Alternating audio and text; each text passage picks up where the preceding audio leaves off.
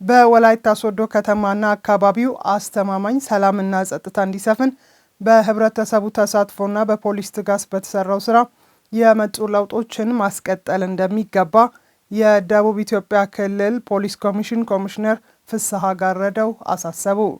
በፖሊስ ሙያ ስነ ምግባርና በህብረተሰብ ተሳትፎ የተሰሩ ስራዎች ከተማውና አካባቢው ሰላማዊ እንዲሆን ማስቻሉን የገለጹት ደግሞ የወላይታ ሶዶ ከተማ ከንቲባ ወይዘሮ እታገኝ ኃይለማርያም ናቸው። የወላይታ ሶዶ ከተማ ፖሊስ መምሪያ 2018 በጀት ዓመት አፈጻጸምና የቀጣዩ 2019 እቅድ ላይ ምክክር አካሂዷል። ነህሚያ ገነቱ ተጨማሪ አላት። በደቡብ ኢትዮጵያ ክልል ፖሊስ ኮሚሽንና በወላይታ ሶዶ ከተማ ፖሊስ መምሪያ ትብብር የ2018 በጀት ዓመት የክፍለ ከተሞች ዓመታዊ አፈጻጸም ምዘናና የ2019 በጀት ዓመት የስራ እቅድ ውይይት መድረክ አካሂዷል። በመድረኩ የተገኙት የደቡብ ኢትዮጵያ ክልል ፖሊስ ኮሚሽን ኮሚሽነር ፍስሐ ጋረደው በወላይታ ሶዶ ከተማና አካባቢዋ አስተማማኝ ሰላምና ጸጥታ እንዲሰፍን በህብረተሰቡ ተሳትፎና በፖሊስ ትጋት በተሰራው ስራ የመጡ ለውጦችን ማስቀጠል እንደሚገባ አሳስበዋል። ሰላም ከሌለ ምንም ነገር የለም ይላል የሰለጠነው ዓለም ሰው። ከሰላም በኋላ ሌላ ነገር አለ ማለት አይቻልም። ዛሬ እዚህ አዳራሽ ላይ ተረጋግተን በደስታ በጭብጨባ ስሜታችን እየገለጽን ቁጭ ያልነው ሶዶ ከተማ አካባቢ አንድ የጥይት ድምፅ ቢኖር እዚህ አዳራሽ ውስጥ የሚገኝ ሰው የለም። የዚህ ከተማ ሰላም እየጠነከረ መሰረቱ እየተደላደለ በጣም ጥቂት ቁጥር ያላቸው የፖሊስ አባላት ከራሳቸው ጋር የሚተባበር ሰው አደረጃጀት ማህበር ሁሉንም ለስራ የተሰማራውን የህብረተሰብ ክፍል ለማሳተፍ ያደረጉት ጥረት ከሁሉም በላይ ለኔ አድናቆት ያተረፈ ሰው ነው። የመጣው ሰላም ፖሊስ ብቻውን ያመጣው ሳይሆን የንግዱ ማህበረሰብ ከጸጥታው አካል ጋር በመቀናጀት በመሆኑ ለቀጣይ ጊዜያትም ህብረተሰቡ ከፖሊስ ጋር የአካባቢውን ሰላም ማስከበር መቻል እንዳለበት የወላይታ ሶዶ ከተማ ከንቲባ ወይዘሮ እታገኝ ኃይለማርያም ገልጸዋል። ከዚህ ቀደም በነበረው የሞባይል ንጥቂያዎች እንደዚሁም ቦርሳ የመሳሰሉ ችግሮች የነበሩበት እንደሆነ ስንገመግም ቆይተናል። በዚህ አመት እንግዲህ ያው ህዝቡም ጥቆማዎችን በተለይ ወንጀል ከህዝቡ ጋር በመተባበር ህዝቡ መከላከል የሚቻለው ከህዝቡ ጋር መተባበር ሲኖር ነውና እንግዲህ ህዝቡም በተለይ ንግዱ ማህበረሰብ ከፍተኛ እገዛ ሲያደርግ ነው የቆየው። ከተቋም ግንባታ ጀምሮ አዳዲስ ሪፎርሞችን ቢሮን ለስራ ምቹ ከማድረግ ጀምሮ ብዙ ስራዎችን ሰርተዋል። ሶስቱም ክፍለ ከተሞች ላይ አጠቃላይ በ28ቱም ቀበሌ ማለት ይቻላል እጅግ በጣም ከፍተኛ እገዛ የነበረበትና ህገወጥ ንግዶችን ቁጥጥር የተደረገበት ነው። ከዚህ ቀደም በሰላም እጦት ትቸገር የነበረችው ወላይታ ሶዶ ከተማ ፖሊስ በዘመናዊ ቴክኖሎጂዎች በመታገዝ በንቃት በመከታተል የከተማዋን ደህንነት ከህዝቡ ጋር መጠበቅ መቻሉን የገለጹት ደግሞ የወላይታ ሶዶ ከተማ ፖሊስ አዛዥ ኮማንደር ሀብታሙ አሰፋ ናቸው። በፊት በአማካይ በቀን ከ4 እና ከ5 ሞተር በላይ የሚጠፋው ዛሬ እንኳን በአንድ ወር ሞተር ይጠፋ አይደለም። በአመት እንኳን በቀን ቀርቶ ካሜራዎች አሁን በባንክ ቤት በዚህ በተቋማት በተላለቁ ሆቴሎች ላይ እንዲገጥሙ በተቀመጠው አግባብ ሁሉም ሆቴሎችም ሆነ እነዚህ ባንክ ቤቶች የግልና የመንግስት ድርጅቶች እያስገቡ ይገኛሉ። እነዚህ አሁን እጅግ በጣም ከጠቀሙን ተቋማት አንዱ ክርስቲያን ሆስፒታል ነው። ክርስቲያን ሆስፒታል በርካታ ጊዜ የበሽተኛን ሞባይል የሚነጥቅ ሞባይል ዘራፊን ይዘን በሞባይል ካሜራ ራሱ ቀርጾ በማስቀመጡ የተነሳ መልሰን እነዚህ ሰዎችን ልናገኝ ይችላል። ሌላኛው ግሬስ ሆስፒታል፣ ሁለተኛው ደግሞ ባንኮች ላይ እኛን እየደገፉ ከሚገኙ አንዱ እነዚህ ካሜራኖች ናቸውና እነዚህም ጭምር ሌሎች ያልተከሉ ሆቴሎችም ጭምር ድርጅት ጭምር እንዲተክል ከህዝቡ ጋር መግባባት ደርሰናል። እንደ ሶዶ ከተማ በሆቴሉ ዘርፍ ላይ የጸጥታው አካል በትኩረት በመስራቱ እንግዶቻችን በሰላም ወደ አካባቢያችን መጥተው በሰላም መመለስ ችለዋል ያሉት የሻለቃ ኃይለ ገብረስላሴ ሆቴል ስራ አስኪያጅ አቶ አላዛር ማዳ ናቸው። በጣም ጥሩ ነው። እስካሁን ድረስ ያለው 2 አመት ተኩል ሰርተናል እዚህ ከተማ ላይ። እዚህ 2 አመት ተኩል ውስጥ ምንም የጸጥታ ችግር አልገጠመንም እስካሁን። ለትብብርም ለተለያዩ ነገሮችም ስንጠይቅ በጣም ፍቃደኛ ናቸው የሚመለከታቸው አካላትና ደስተኛ ነን። ከተማውም ሰላም ነው። ኑልን ብለን ለማለት ምን ደፍርበት ከተማ ነው ማለት እንችላለን። በወላይታ ሶዶ ከተማ መድረኩ በተከናወነበት ወቅት ካሉ 3ቱ ክፍለ ከተሞች መካከል የመርካቶ ክፍለ ከተማና አራዳ ክፍለ ከተማ የተሻለ አፈጻጸም በማስመዝገባቸው የማበረታቻ ዋንጫና ሰርተፊኬት ተበርክቶላቸዋል። በዚህ በወንጀል መከላከል ተግባር ላይ በእርግጥ ያው ፖሊስ ብቻውን ሰርተው ምንም ውጤት ሊያመጣ አይችልምና በዚሁ ቀደም ሲል የሰራነውን ስንሰራ የቆየነውን ከህዝብ ጋር የሰራናቸው አሁንም እየሰራን ያለናቸው ጉዳዮችን ወንጀል መከላከል ተግባራትን ለቀጣይ 2019 ላይ ለማስቀጠልም የተጠናከረ ስራ እንቀጥላለን የሚል ሀሳብ አለኝ። ፖሊስ ስራ ያለ ህብረተሰብ ተሳትፎ ከባ ውስጥ የወጣ ነው። ያ ማለት ፖሊስና ህብረተሰብ አንድ ሲሆን ነው። ፖሊስን ደግሞ በቅንጅት ምንምለው ህዝቡ መጀመሪያ አንድ ካረግ ነው። ፖሊስ ወንጀል መከላከል ስራ ለመስራት ህዝቡ መጀመሪያ ፖሊስ ነው ብሎ መቀበል ነው። ከዛ በኋላ ፖሊስን ደግሞ በአንድነት አጠናክረን ሁሉም ፖሊስ አሁን እንደ አራዳ ከተማ እኔ ጋር 78 ፖሊስ አለ። እነዚህ 78 ፖሊሶችን የቅድሚያ ወንጀል መከላከል ስራ ከዛ አልፎ ከወንጀል አልፎ መጣ ነገር ምርመራ ቢሆን አስቸኳይ እንደኛ ከተማችን ምናባት ዘንድሮ እጅ ከፈንጅ ወንጀል ወደ 30 የሚሆኑ አስወስነናል። ያ ማለት ምርጥ ተሞክሮ ነው። የሰላም ጉዳይ ለፖሊስ ብቻ የሚተው ባለመሆኑ አሁን የተገኘውን አስተማማኝ ሰላም ለማስቀጠል ሁሉም ህብረተሰብ ተሳታፊ ሊሆን እንደሚገባ ተገልጿል። ባለፉት ጊዜያት በችግኝ ተከላ በተገኘው ውጤት ዞኑ ከካርበን ሽያጭ ወደ 56 ሚሊዮን ብር በላይ ገቢ መገኘቱን የወላይታ ዞን ዋና አስተዳዳሪ ረዳት ፕሮፌሰር ሳሙኤል ተሰማ ገለጹ። በዞኑ በአረንጓዴ አሻራ የሚተከሉ ችግኞችን ህብረተሰቡ ሊንከባከበው እንደሚገባም ጥሪ አቅርበዋል። ዋና አስተዳዳሪው ከወላይታ ሬዲዮና ቴሌቪዥን ጋር ያደረገውን ቆይታ መሰዊያ ህዝቅኤል እንደሚከተለው ታቀርባለች። እንደ ሀገር በተጀመረው የአረንጓዴ አሻራ መርሃ ግብር በሀገሪቱ ያለውን የአየር ንብረት በማስተካከል ረገድ ተጨባጭ ውጤቶች እየተመዘገቡበት ይገኛል። ባለፉት 7 ዓመታት በተሰሩ ስራዎች የደን ሽፋኑ ከነበረበት 11.4% ወደ 23.6% ማሳደግ ተችሏል። እንደ ወላይታ ዞንም በአረንጓዴ አሻራ አማካኝነት በዞኑ የሚገኙ ሁሉም የወረዳና ከተማ አስተዳደሮች እየለሙ ይገኛሉ። በዚህም ከወላይታ ሬዲዮና ቴሌቪዥን ድርጅት ጋር ቆይታ ያደረጉት የወላይታ ዞን ዋና አስተዳዳሪ ረዳት ፕሮፌሰር ሳሙኤል ተሰማ የወላይታ ዞን ከራስ አልፎ ለዓለም አቀፍ ማህበረሰብ መትረፍ የቻለበትና ከካርበን ሽያጭ ከፍተኛ ገቢ በማግኘት ዞኑ ተጠቃሚ እየሆነ ይገኛል ብለዋል። እንደ ኢትዮጵያ ካርበን ክሬዲት ሽያጭ የጀመረ አካባቢ ቢኖር ወላይታ አካባቢ ነው። በተለይም የዳሞታ ካርበን ሽያጭ፣ የሁምቦ ካርበን ጫካ በዚህ ሰዓት እጅግ በጣም በርካታ በሚሊየንስ የሚቆጠሩ ገንዘቦችን እያስገኘ ነው ያለው። ስለዚህ ይሄን ችግኝ ተክለን ህዝባችን ልምድ አለው።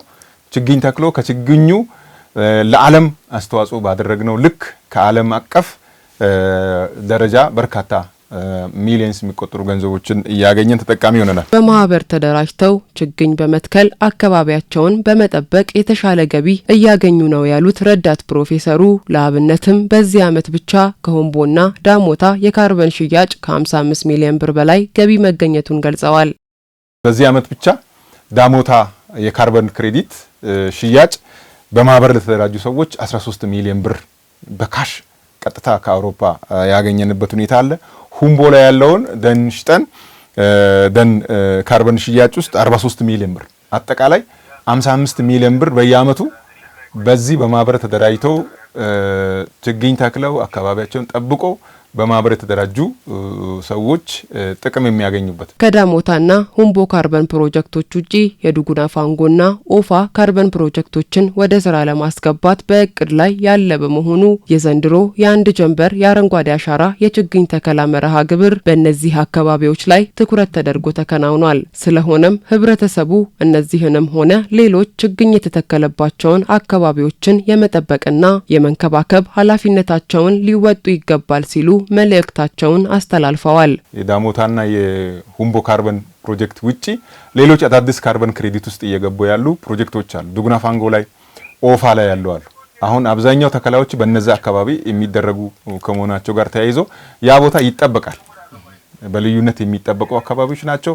ሌሎችም አካባቢዎችም ሰው ከእንስሳት ንክኪ ነፃ የሆነ አካባቢ ለመፍጠር የተተከሉ ችግኞችን መጠበቅ ግዴታ ነው የሚሆነው ማለት ነው። መትከል በራሱ ግብ አይደለም። የተተከሉትን እንደገና ተንከባክቦ ጠብቆ ለፍሬ ማብቃት ለተለያዩ ነገሮች ጥቅም ላይ እስኪውሉ ድረስ የመጠበቅ ኃላፊነት ስላለብን ሁሉም አካባቢ ላይ የሚተከሉ ችግኞች እንክብካቤ በማድረግ ለቀጣይ ትውልድ የተሻለች ኢትዮጵያን ለማስተላለፍ ሁሉም እንዲጠብቅ መልእክቴን ማስተላለፍ ፈልጋለሁ። በየደረጃው ያሉ ምክር ቤቶች ሕግ የማውጣት የማስፈጸምና የመከታተል ኃላፊነት ተሰጥቷቸዋል። በመሆኑም የወላይታ ሶዶ ከተማ ምክር ቤት በየደረጃው ያሉ ምክር ቤቶች የተሰጣቸውን ኃላፊነት በተገቢው እንዲወጡ የቀበሌ ምክር ቤት ማጠናከር ቀዳሚ ተግባር አድርጎ እየሰራ መሆኑን አስታውቋል። ምክር ቤቱ የቀበሌ ምክር ቤቶች አንደኛ ዙር የምክክር ፎረም አካሂዷል። ፍሬህይወት ተስፋሪ ተጨማሪ አላት። የህዝብ ኃላፊነት የተሰጠው ምክር ቤት የሚሰሩ መሰረተ ልማቶችንና የመልካም አስተዳደር ጥያቄዎችን ተከታትሎ የማስመለስ ስልጣን አለው። ታዲያ ይህንን ስልጣን በመጠቀም ለህዝብ የሚጠቅም የተለያዩ ስራዎችን አፈጻጸማቸውን ይከታተላል። የወላይታ ሶዶ ከተማ ምክር ቤት የ2018 ዓመተ ምህረት የቀበሌ ምክር ቤት የጋራ ምክክር ጉባኤ አካሂዷል። በዚህም ደግሞ የቀበሌ ምክር ቤቶችን በማጠናከር ተቀናጅቶ መስራት የተሻለ ውጤት እንደሚያስገኝ በከተማው የአራዳ ክፍለ ከተማ የሾላ ህንቤቤ ቀበሌ ላይ ተመልክተናል። አንድ አካባቢ ወደ ጥሩ ደረጃ እንዲደርስ ከምክር ቤቱ ምን ይፈልጋል፣ ከቀበሌው አመራር ይፈልጋል፣ ከአፈ ጉባኤ ምን ይፈልጋል፣ ከሶስቱ ዘርፍ ቋሚ ኮሚቴ ምን ይፈልጋል የሚለውን መጀመሪያ ደረጃ ወደ ስራ ከመግባታችን በፊት አቅደን ገብተናል። ባቀድነው ልክ ደግሞ በየጊዜው በእቅዱ መሰረት ስራ እየተከናወነ ነው የሚለውን እያገመገመን ግምገማ መሰረት ሁሉም የራሱን ተግባር የራሱን ድርሻ በመውጣቱ በዛሬው ዕለት ያው ቀበሌው ግንባር ቀደም እንዲሆን ያተደረገበት ሁኔታ አለ። በየወሩ ህዝብን አሰባስበን መደረግ የተሰሩ ስራዎች ሪፖርቶችን ለህዝብ እናሰማለን። ከህዝብ ደግሞ የሚቀርቡ መሰራት ያለባቸው አቤቱታዎችን እንወዝና ቀጣይ ወር ላይ እኛ መፍታት የምንችላቸው እኛ እየፈታን እኛ መፍታት የማንችላቸውም ደግሞ ለከተማው ምክር ቤት እያቀረብን በዚሁ መልክ ከህዝብ ጋር እየተወያየን እየሰራን ነው የቆየንበት። ሶስቱም ቋሚ ኮሚቴዎችና የሚመለከታቸው አካላት ተጋግዘው በመስራት ከህዝብ የሚነሱ ጉዳዮችን በመሰብሰብ እንዲሁም ውይይት በማድረግ በቀጣይም በትኩረት እንሰራለን ብለዋል አፈ ጉባኤዎች። አሁንም አቅደን ከህዝባችን ጋር ልማት ለመስራት የታቀዱትን ደግሞ ከህዝብ አቅም በላይ የሆኑትን በመንግስት የሚሰሩ ልማቶች ብለን አጭርና ረጅም ጊዜ እቅድ አውጥተን ወደ ስራ የገባንበት ሁኔታ አለ። ቢሆንም ግን ለህዝባችን የመንገድ ጥያቄ፣ የውሃ ጥያቄ፣ የማብራት ጥያቄ በየጊዜው የሚነሱ በምክር ቤቱም በህዝብ ስብሰባ የሚነሱ በርካታ ጥያቄዎች አሉና አሁንም በመንግስት የሚሰሩትን ለመንግስት ሰጥተን ከህዝባችን ጋር ደግሞ አብረን ለህዝብ ጉልበት የሚሰሩትን በህዝብ ጉልበት ለመስራትም ሰፋ አድርገን አቅደን የገባንበት ሁኔታ አለ። እንደኛ ቀበሌ ደግሞ እንደጎላ በመርካቶ ዩሻ ስር ነበረ ሲበታተን እንደ አዲስ ጽህፈት ቤትም ካለመኖሩ የተነሳ እንጂ ጣይራ ደግሞ ምን ተሞክሮ ያየንበት ደስ የሚለው አመልካች ነገሮች አሏቸው። የሰውን ቁጥር በግራፍ አውጥተዋል። ያ መደረግ ያለበት ነው። የቀበሌ ምክር ቤቶች ሲጠናከሩ በየጊዜው የሚደረገው ጉባኤ ማህበራዊና ኢኮኖሚያዊ ጉዳዮችን በተመለከተ እዛው ከህዝብ ጋር በቅርበት ተወያይተው የመፍታት እድል እየሰፋ ነው የሚሉት የሶዶ ከተማ ምክር ቤት ዋና አፈ ጉባኤ ወይዘሮ አልማዝ ባንጫ የቀበሌ ምክር ቤት አባላት ያላቸውን ኃላፊነት እንዲጠቀሙ አሳስበዋል።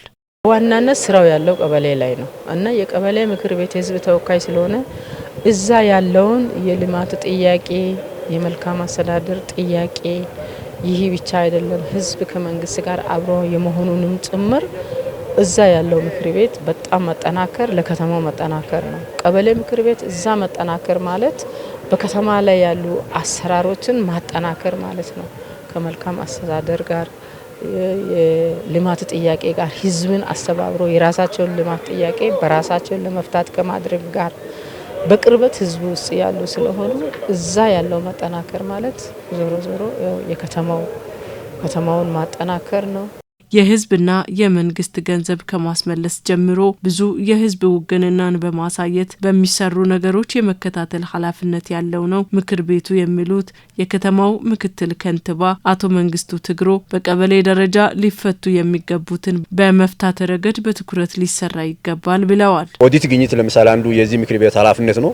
በየአካባቢ ያሉ ነገሮችን ኦዲት ግኝት አካባቢ ያሉ ነገሮች በአግባቡ መመለሱን የመከታተል ጉዳይ የዚህ ምክር ቤት አባል ነው።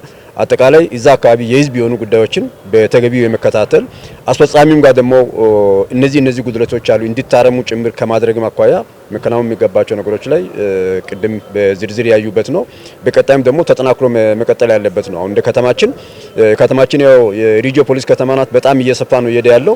ሁሉ ነገር በዋና ከተማ ብቻ የሚፈታ አይደለም። ስለዚህ እዛው ታች በቀበሌ ደረጃ መፈታት የሚገባቸው ላይ እነዚህ ምክር ቤት አባላት ከፍተኛ ሚና የሚጫወቱ ስለሆነ በዚህ አግባብ ነው ዛሬ ያው በፎረምም ላይ የተለያዩ አካላትም አስፈጻሚዎችም የተገኙበት ስለሆነ ቀጣይ በዛ ይፈታል ብለን እናስባለን። በ2018 ዓመተ ምህረት በቀበሌ ምክር ቤት ደረጃ የተሻለ አፈጻጸም ያስመዘገቡትን የማበረታቻ ሰርተፊኬትና እንዲሁም ዋንጫ በመስጠት ጉባኤው ተጠናቋል።